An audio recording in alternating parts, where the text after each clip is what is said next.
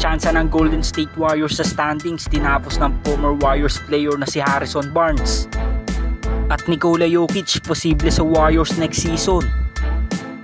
So para nga sa una nga natin balita, sa napakasakit na pagkatalo ng Golden State Warriors sa kamay na San Antonio Spurs sa dikit na score 114-111.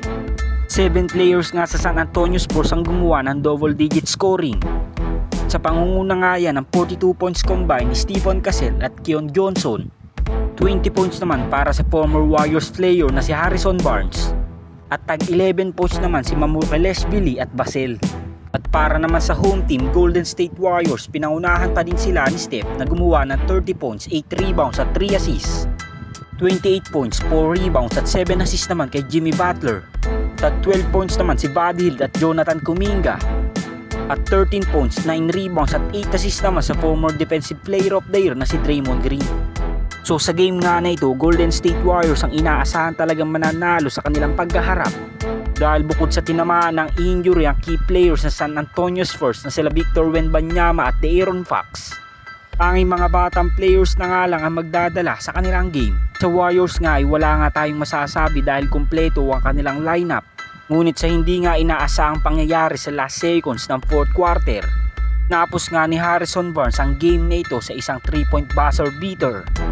At ito nga nagdala ngayon sa Dubs sa number 7 seed ng buong Western Conference. Kaya naman napakadelikado nga ngayon ang lagay ng Warriors kapag natalo pa sila sa mga susunod nilang mga games.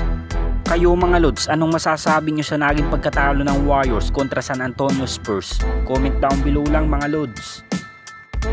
At sa ating pangalawang balita, matapos ng patalsikin si Mike Malone bilang head coach ng Denver Nuggets sa nalalapit na pagtatapos na regular season, maraming ang question sa isyong ito.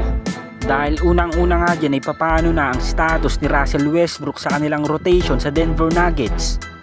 At ang pangalawa ay papaano na ang magandang relasyon ni Mike Malone kala Nikola Jokic at Jamal Murray, na kung saan si Mike Malone nga nakapagbigay ng kampyonato bilang head coach ng Denver Nuggets.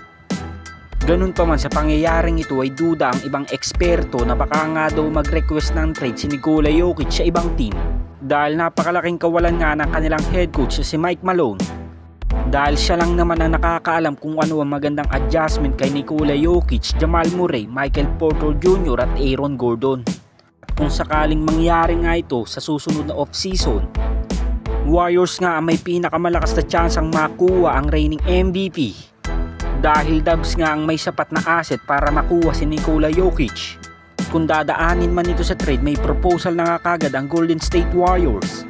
At ito nga ay si Jimmy Butler, Brandon Podziemski, Trayce Jackson-Davis. May kasama pa nga yung 3 first round pick. At may 2 kasama pa nga yan na first round swap sa taong 2027 at 2030.